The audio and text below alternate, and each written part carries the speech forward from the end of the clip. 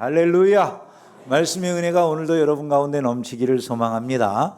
우리는 지난 3시간에 걸쳐서 세 종류의 인물들을 살펴보면서 그래도 아직 희망이 있다는 그런 큰 주제 아래 말씀을 생각해 왔습니다. 무비보셋이라는 두 발을 절며 남은 인생을 숨어 지내야 할 수밖에 없었던 무너진 지난 왕조의 한 사람을 하나님께서 은혜로 다시 세우시는 모습, 헤세드의 은혜에 대해서 우리가 살펴보기도 했고요. 또 억울하게 매를 맞고 옥중에 갇혀 있었던 아무런 희망이 보여지지 않는 바울과 실라의 삶에 새 빛을 허락하시고 새 길을 여시는 하나님의 능력을 우리가 살펴보면서 위로를 받기도 했습니다. 또 뿐만 아니라 자기 남편도 시아버지도 돌아가신 남자라고 하는 것은 하나도 남아있지 않는 그런 비극적인 가정 안에서 하나님의 은혜로 오히려 메시아 가문의 조상이 되어지는 기가 막힌 인생 역전을 이룬 룻의 삶도 우리가 살펴봤어요. 인간적인 눈으로 우리가 살펴보면 이런 사람들은 그야말로 희망이 없는 절대 절망에 빠진 사람들이었다, 이렇게 말할 수가 있죠. 그럼에도 불구하고 하나님 안에서 그들의 이야기는 결코 끝난 이야기가 아니었었다라고 하는 것을 우리는 알 수가 있었습니다. 하나님 안에서는 그들의 이야기는 여전히 새로운 희망을 주는 이야기가 됐고 역전의 드라마를 써나갈 수 있는 기가 막힌 그런 스토리들이 되었다는 것이죠. 오늘을 살아가는 우리의 삶은 어떤가요? 우리가 살고 있는 세상도 만만하지 않죠, 그죠? 아마 여러분 다 그렇게 느끼고 계실 것 같아요. 우리 시대에는 어디서 희망을 찾아야 될까? 우리 시대의 소망은 무엇인가? 이런 것들을 우리가 좀 살펴봐야 되지 않나 싶습니다. 일제시대는 참으로 엄혹했던 시절이죠, 그죠? 우리가 너무 잘 알다시피 희망을 갖는다는 게 어려웠던 시절, 그게 일제시대라고 말할 수 있을 것 같아요. 일제시대에도 우리 선배들은요, 희망가라고 하는 노래를 부르기도 했어요. 희망가. 제목이 희망가니까 희망을 주는 노래겠죠, 그죠? 근데 여러분들이 다 아마 들어보신 분들이 있을 거예요. 옛날 노래로 많이 가끔씩 나오는데, 이 풍진 세상을 만났으니 너의 희망이 무엇이냐. 희망에 대한 노래래요. 희망. 근데 이 노래가 희망일까요? 아닐까요? 흥미롭게도 이 노래가 희망가라는 제목을 가지고 있고 첫 구절이 희망으로 시작되지만 마지막에 가보면 이 허무주의로 끝나요. 부귀와 영화를 누렸으면 희망이 족할까. 푸른 하늘 밝은 달 아래 곰곰이 생각하니 세상 만사가 춘몽 중에 또다시 꿈 같다.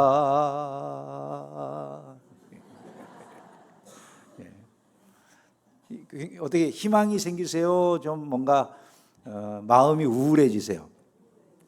우울해지는 느낌이 들잖아요, 그죠? 허무주의를 노래하고 있는 거죠. 부귀와 영화를 누렸던들 뭐 무슨 미래에 그렇게 좋은 일이 있겠냐, 오히려 그런 노래예요. 근데 원래 이 곡은 원래가 우리나라 사람이 이렇게 새로 지은 노래가 아니고 미국의 복음성가에서 가져온 노래예요. 미국 복음성가에서. 그럼 미국의 복음성가는 희망적이었을까요? 우리나라 곡으로 바꿀 때처럼 허무주의였을까요? 그걸 어떻게 아세요? 다 무슨 예언자들 같으네요. 예. 미국의 복음성가는 기독교에서 노래하는 거니까 그건 당연히 희망을 노래하는 거예요. 근데 우리나라 곡으로 가져오면서 4박자짜리를 3박자 왈츠곡으로 바꾸고, 그리고 내용도 이렇게 완전히 변해서 지금과 같은 그런 이제 좀 우울하게 느껴지는 그런 종류의 허무주의적 노래를 만든 것이죠. 원래 미국의 그 복음성가는 오댓, this dry and barren ground 하면서 영어로 시작되는 그 말 자체가 처음 이것이 아주 마르고 그렇게 황폐한 땅이지만 거기 샘이 넘쳐서 비옥한 땅이 되기를 뭐 이런 그 노래예요. 예수께서 모든 원수를 물리치실 때 광야는 장미처럼 피어나고 그의 백성들을 하나 되게 하실 것입니다. 이런 그 가사가 그 본래의 가사의 내용인 거예요.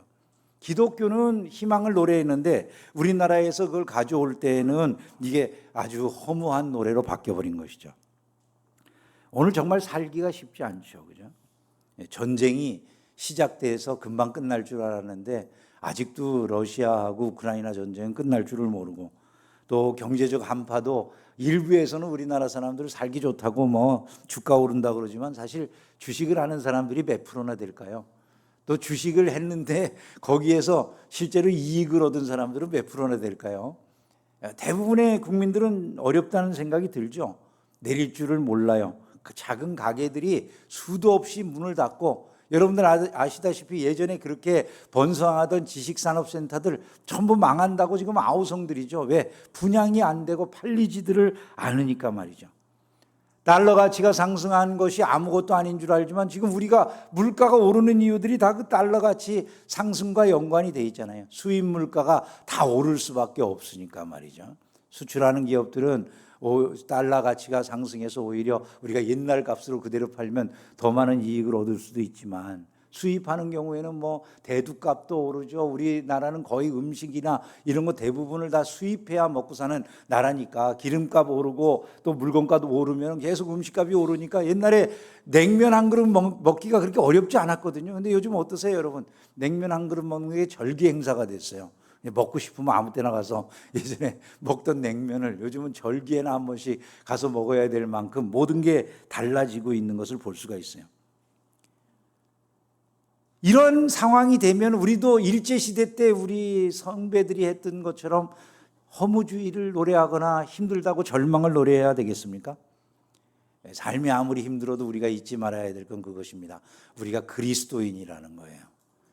우리는 믿는 대상이 하나님이신 줄로 믿습니다.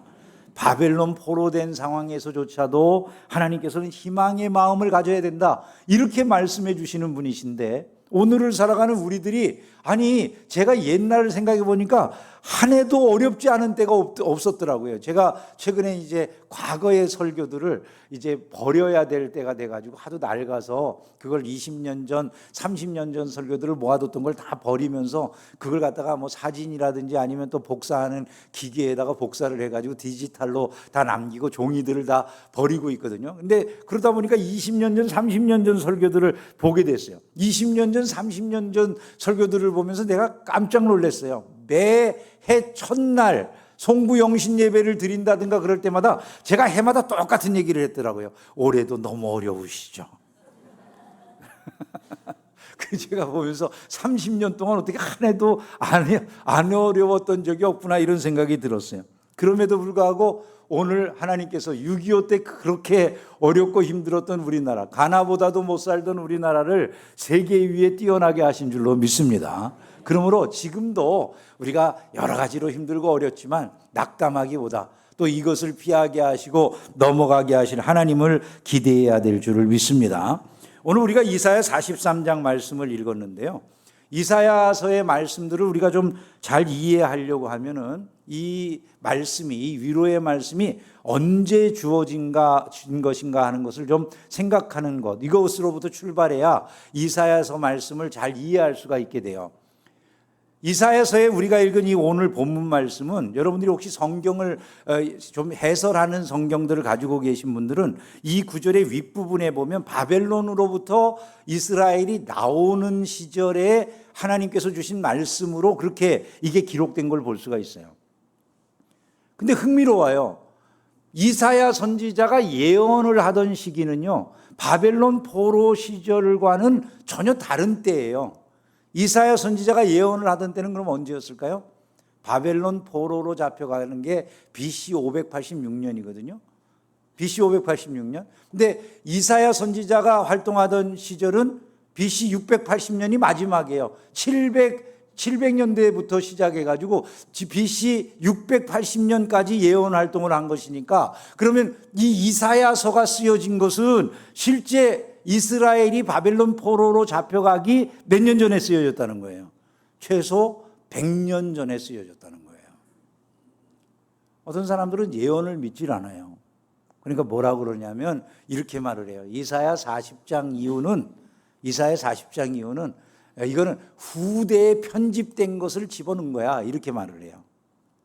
근데 우리는 그 말을 받아들이질 않아요. 왜 그 말을 받아들이질 않느냐 하면, 우리가 성경에 보니까 요한복음에도 이 부분을, 그러니까 이사야 53장 같은 것 그 이후에 나온 말씀을 인용할 때 이사야의 글을 이렇게 이야기하고요.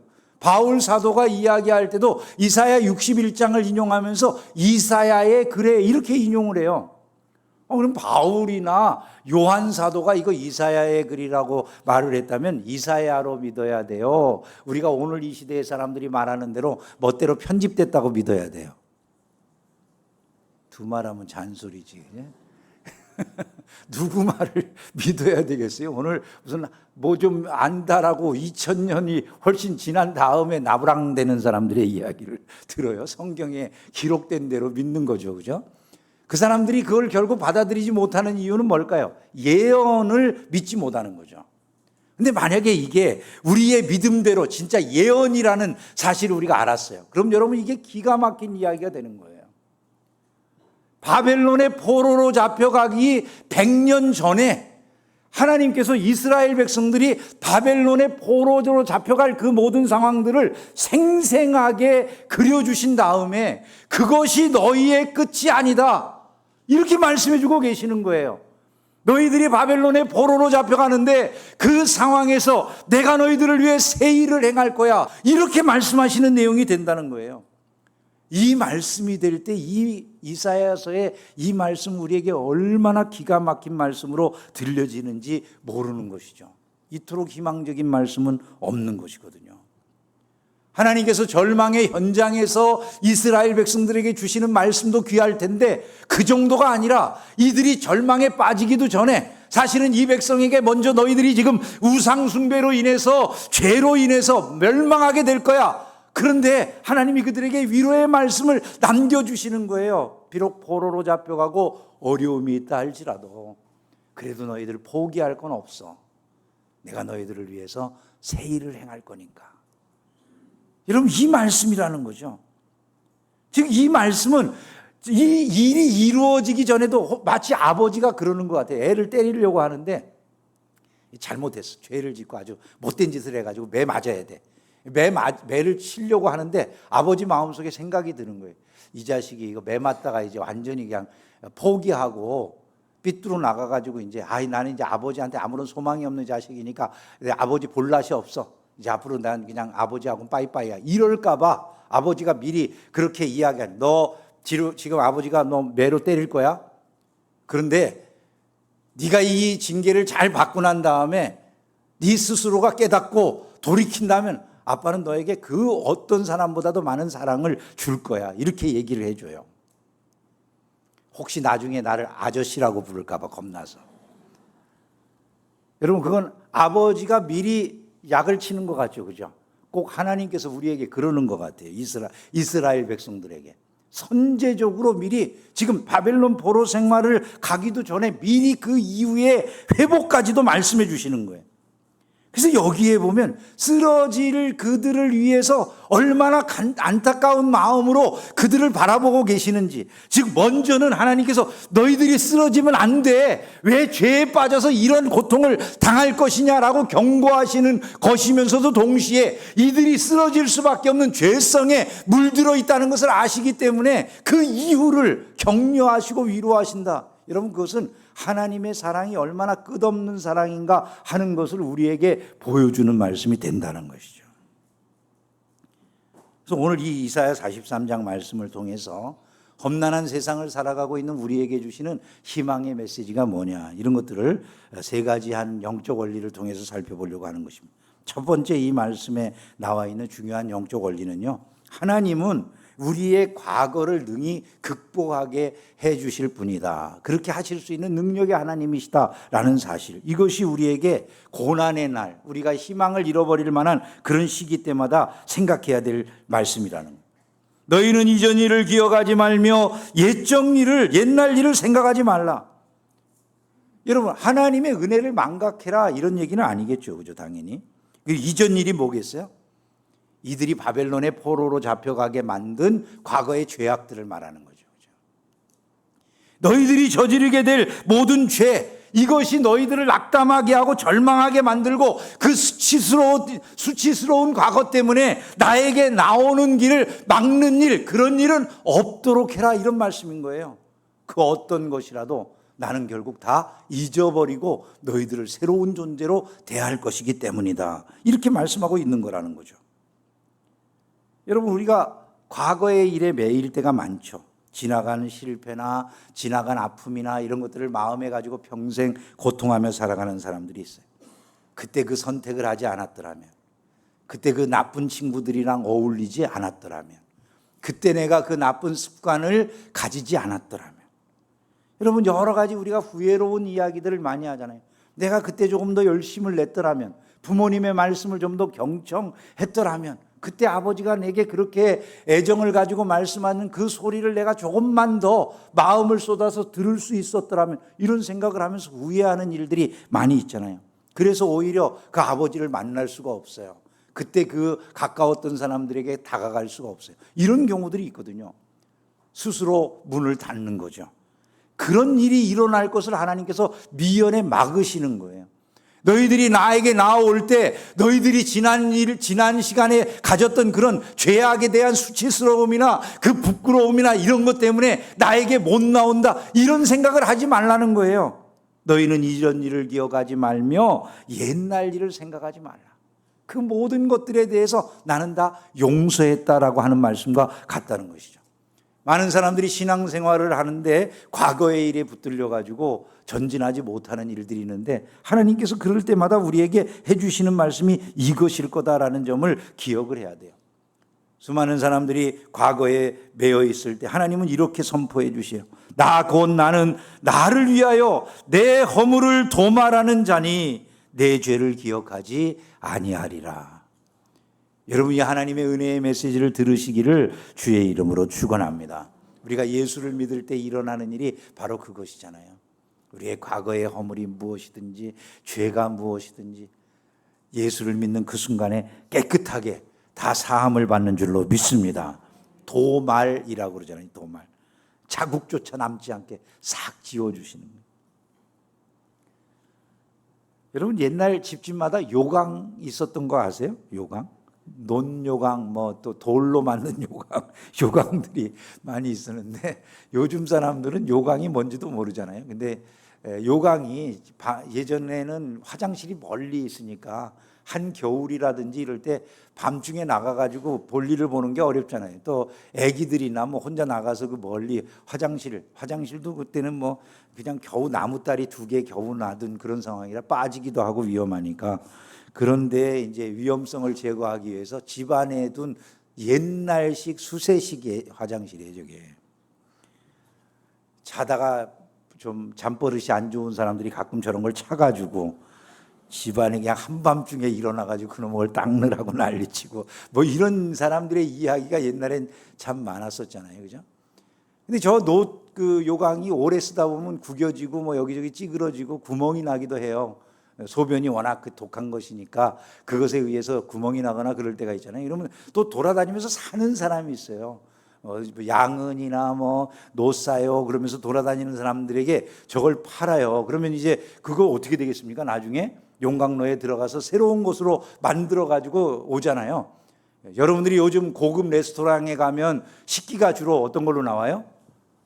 노수로 이렇게 나오죠. 고급스러운 레스토랑.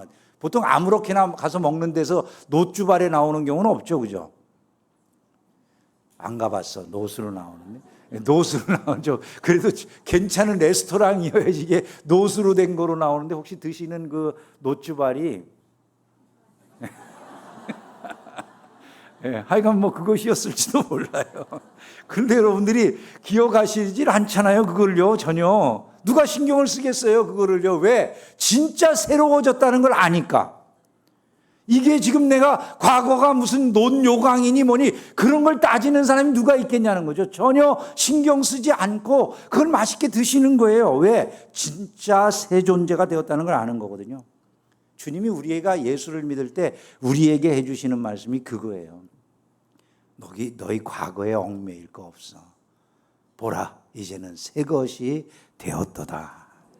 이전 것은 지나갔으니 이제는 새 것이 되었다 말씀하시는 주님의 음성에 귀를 기울이고 희망을 품고 인생을 살아가시기를 주의 이름으로 축원합니다. 그래서 이스라엘 백성들이 과거를 탓하고 과거에 매여가지고 하나님이 주신 자유의 시대를 향해서 새롭게 나아가는 이 일을 못하는 일이 있을까 봐 말씀해 주신 거란. 두 번째, 하나님에 대해서 이 말씀이 우리에게 특별히 영적 진리를 가르쳐 주는 게 뭡니까? 하나님은 능히 새 일, 곧 제3의 놀라운 기적과 같은 일을 행하실 수 있다. 이것을 말씀해 주시면서 희망을 품게 하시는 거예요.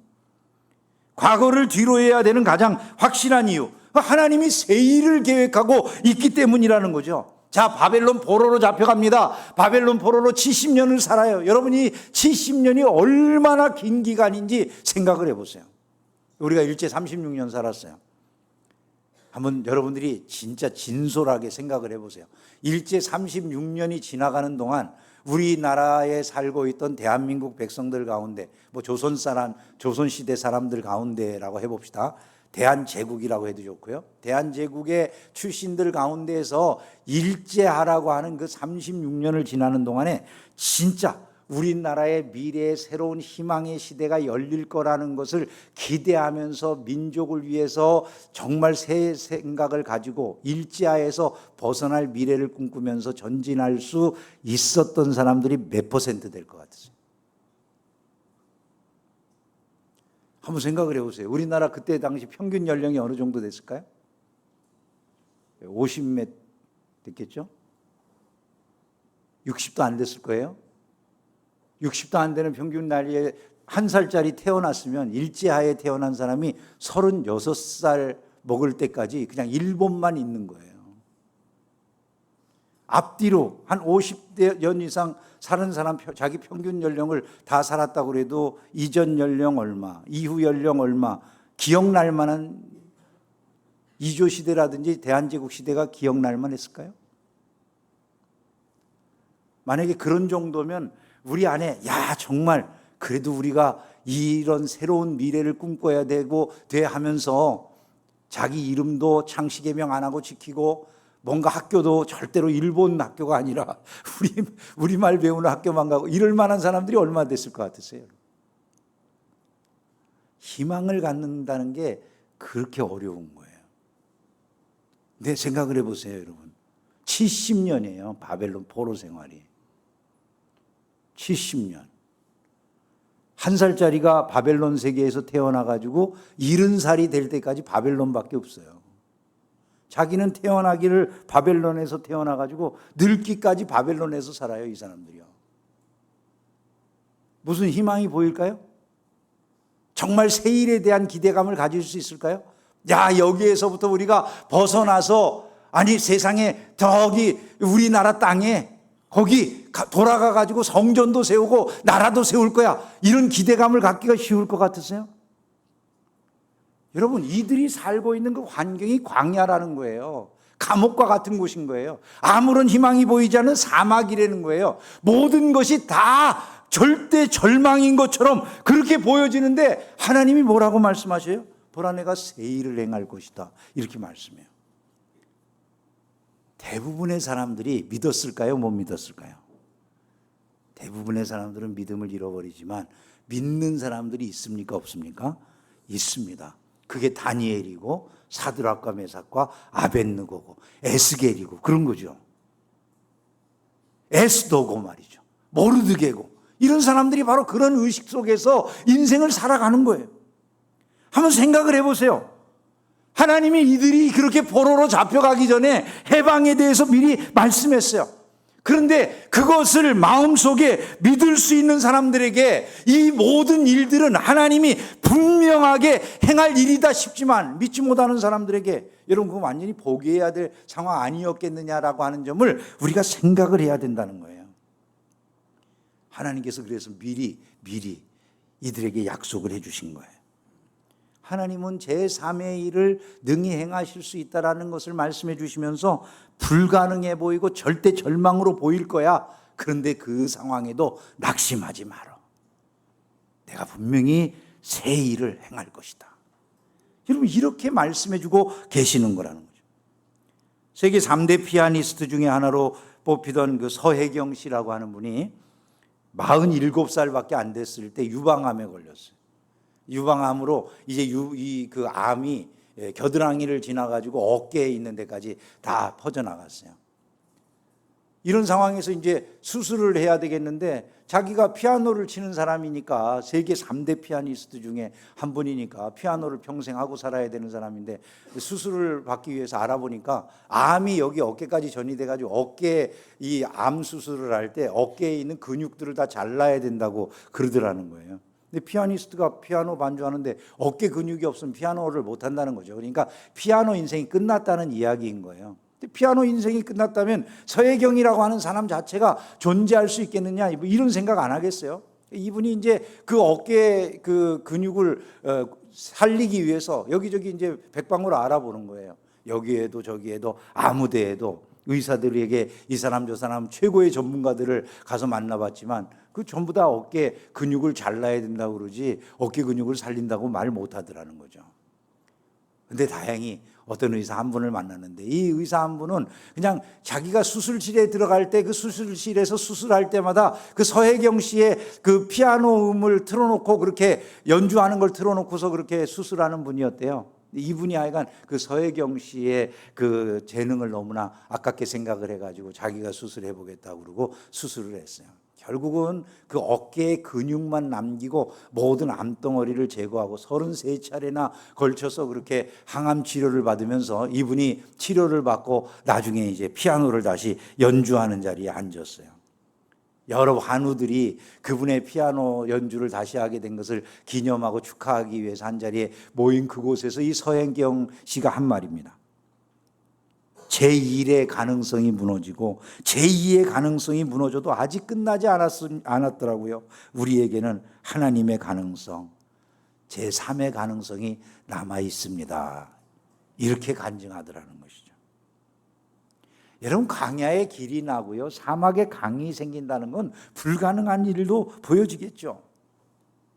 하나님이 역사하시면 그런 일이 능히 가능하다는 것이죠. 열왕기하 3장에 보면 그런 말씀이 나와 있어요. 이스라엘군이 이제 연합군이 이 메마른 광야를 지나가지고 7일 동안 행군을 했어요. 모압하고 싸우기 위해서 가는 길이었는데 7일 동안 물을 못 얻었어요.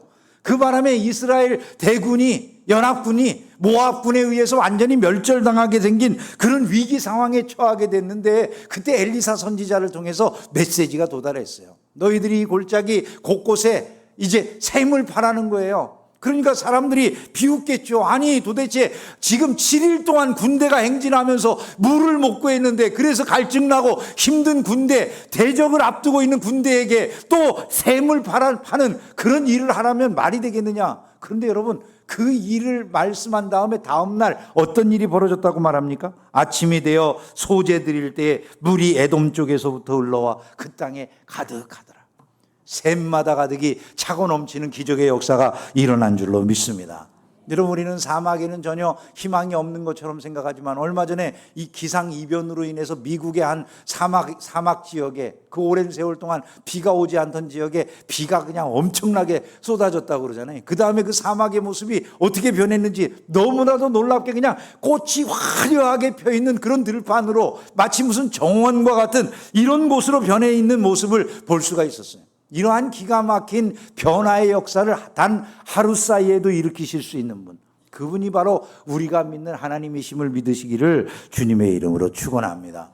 여러분 아까 그 사진의 모습이 사막처럼 보이세요? 하루아침에도 세상에 이 놀라운 변화를 하나님이 이루어내실 수가 있는 분이라는 것이죠. 그러므로 하나님을 기대함으로 날마다 인생길에 희망을 잃어버리지 않는 복된 성도들이 되시기를 주님의 이름으로 축원합니다. 마지막으로 한 가지 더 말씀을 드리면, 하나님은 찬송하는 백성들에게 이 광야의 길과 사막의 강을 열어주시더라는 거예요. 이 백성은 내가 나를 위하여 지었나니 나를 찬송하게 하려 함이니라, 이렇게 말씀했어요. 이 말씀을 보면 참 너무 위로가 되는 것 같아요. 저는 이런 말씀을 볼 때마다 너무 감동이 되는 것 같은데요. 왜냐하면 여기에 보면 광야의 길을 내시고 사막의 강을 만드신 그 최종의 목적이 결국 뭐라는 거예요? 이 백성들이 나를 찬송하게 하기 위해서. 하나님은 당신의 백성들로부터 찬송을 받기를 기뻐하시는 분인 거예요. 내 인생에서 하나님 찬송하는 일이 자연스럽고 즐거운 일이 돼야 된다. 이것을 우리가 생각할 수 있어야 된다는 거죠. 찬송은 구원의 결과이기도 하고 우리를 지으신 목적이기도 하신 거예요.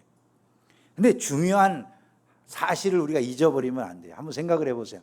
여러분, 광야의 길이 난 다음에 사막의 강이 난 다음에 내가 간절하게 지금 목마른데 이 사막에 물이 있으면 좋겠어. 그런데 그 강이 난 다음에 찬송하는 게 쉬워요? 강이 나오기 이전에 찬송하는 게 쉬워요? 강이 난 다음에 찬송하는 게 쉽겠죠. 누구나 다 할 수 있는 일이죠. 광야의 길이 생긴 다음에 찬송하는 건 너나 할 것 없이 다 할 수 있는 일이에요. 근데 성경의 이야기를 여러분들이 가만히 살펴보세요. 바울과 실라가 찬송을 하는 거는 옥문이 이미 열려지고 내 발에 있는 착고가 다 풀어진 다음이었어요? 아니면 그 안에 여전히 갇혀 있을 때였어요? 갇혀 있을 때예요. 찬송은 언제 하더라고요? 갇혀 있을 때. 왜 그럴 때 찬송을 해야 될까요? 하나님이 행하신다는 걸 믿으니까. 여러분 생각을 해보세요. 이스라엘이 70년 이 포로 생활을 하는 동안 하나님 불평하고 원망했을까요? 찬송했을까요? 수도 없이 불평하고 원망했을 거예요. 근데 여러분, 다니엘은 찬송하는 거예요. 사드락과 메삭과 아벳느고는 찬송하는 거예요. 그들과 이스라엘 수많은 불평하는 사람들과의 사이에는 얼마나 큰 차이가 있을지를 생각할 수 있어야 된다는 거예요. 여호사밧 시대의 일입니다. 어느 날 급하게 전령이 막 왕궁으로 이제 달려왔어요. 아마 뭐 우리나라 사극 같으면 그렇겠죠. 폐하! 그러고 들어왔을 것 같아요. 무슨 일이냐? 그러니까 대답을 하는 거죠. 모압과 암몬과 마온 이 세 개 연합군들이 지금 우리 코앞까지 쳐들어왔습니다. 엔게디까지 지금 와 있습니다. 이렇게 보고하는데, 엔게디는 어디냐면 예루살렘에서 하루길인 거예요. 3개국 연합군대가 지금 예루살렘 도성 하루길 앞까지 진군해가지고 지금 이스라엘을 공격하기 위해서 터를 잡고 있다, 이런 보고를 해온 거죠. 문제는 뭐냐면 이 유다 백성들이 아무런 준비가 없다는 거예요. 금식을 선포하고 여호사밧 임금이 하나님 앞에 엎드려서 기도를 해요. 하나님, 우리는 이 큰 무리를 대적할 힘이 없어요. 자기네들에게 대적할 힘이 넉넉하면 괜찮은데 대적할 능력이 없대요. 어떻게 할지도 몰라요. 하나님, 이렇게 기도해요. 이런 답답한 경우가 어디 있겠습니까?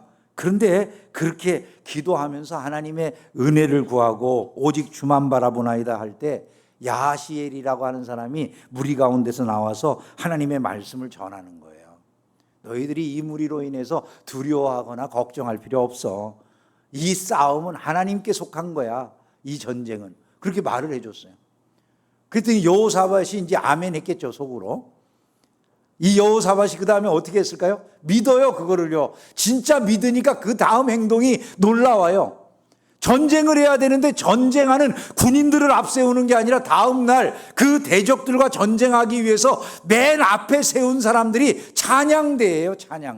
찬양대를 맨 앞에 세우고 이 찬양대가 앞으로 나아가면서 찬송을 부르게 하는 거예요. 그 찬송이 뭡니까? 여호와께 감사하라. 그는 선하시며 그 인자하심이 영원하심이로다. 어떤 일이 벌어졌다고 말합니까? 찬송할 때 기적이 일어나가지고 그 세 개 연합군들이 자기네들끼리 서로 미워해가지고 싸워서 결국 스스로 멸망하는 이런 일이 벌어졌다는 거예요. 노래를 시작한 게 승리한 다음입니까? 승리하기 이전입니까? 적군이 물러간 후입니까? 물러가기 전입니까? 대군이 몰려오고 있는 그 상황에서 찬송했더라는 것이죠. 인생을 살아가면서 우리가 믿음을 보이는 건 어느 순간일 것 같으세요? 다 이루어진 다음에 보일 믿음이 뭐가 있을까요? 하나님이 새 일을 행하신다고 말씀하셔요. 광야의 길을 내신다고 말씀하셔요. 사막의 강을 내신다고 말씀하셔요. 그러면 우리가 진실로 믿는 사람이라면, 아멘 할 수 있는 그런 사람들이라면 그 다음에 할 수 있는 일이, 먼저 할 수 있는 일이 뭐라는 것입니까? 광야에서도 찬양하고 사막에서도 먼저 찬양하는 일일 거라는 거죠. 하나님께서는 바로 그러한 사람들을 통해서 영광을 받으시는 줄로 믿습니다. 우리는 흔들리는 시대 한가운데를 지금 살아가고 있어요. 여러분들이 아마 이번 시리즈 설교를 들으시면서 내 인생이 무비보셋이라든지 바울이나 실라라든지 아니면 룻과 같다 이렇게 느끼신 분들이 계실는지도 모르겠습니다. 근데 여러분들이 어떤 상황에 있든 그것과 상관없이 잊으시면 안 될 것이 있다는 거예요. 하나님이 여러분을 사랑하신다는 거예요. 믿습니까? 하나님이 여러분을 사랑하신다는 거예요. 얼마나 사랑하시는지 낙심할까 봐 미리 선제적으로 은혜를 주시는 하나님. 그 하나님을 여러분들이 믿으셔야 돼요. 그리고 이런 확신을 가지셔야죠. 하나님의 약속이야. 하나님이 나를 위해 새 일을 행하실 거야. 광야의 길을 내실 거야. 사막에 강을 내실 거야. 과거의 아픔에 머무는 것이 아니라 믿음으로 전진해서 하나님의 은혜를 다 누리게 되기를 주의 이름으로 축원합니다. 같이 따라서 해봅시다. 나는 새 일을 행하실 하나님을 믿습니다. 하나님이 광야의 길을 만드실 것입니다. 사막에 강이 흐르게 하실 것입니다. 내 인생 최고의 날은 아직 오지 않았습니다. 그러므로 나에게는 여전히 소망이 있습니다. 옆 사람에게 당신에게도 소망이 있습니다. 한번 인사합시다. 믿으면 아멘 합시다. 삶의 소망을 품고 끝까지 전진하는 복된 성도들이 다 되기를 주의 이름으로 축원합니다.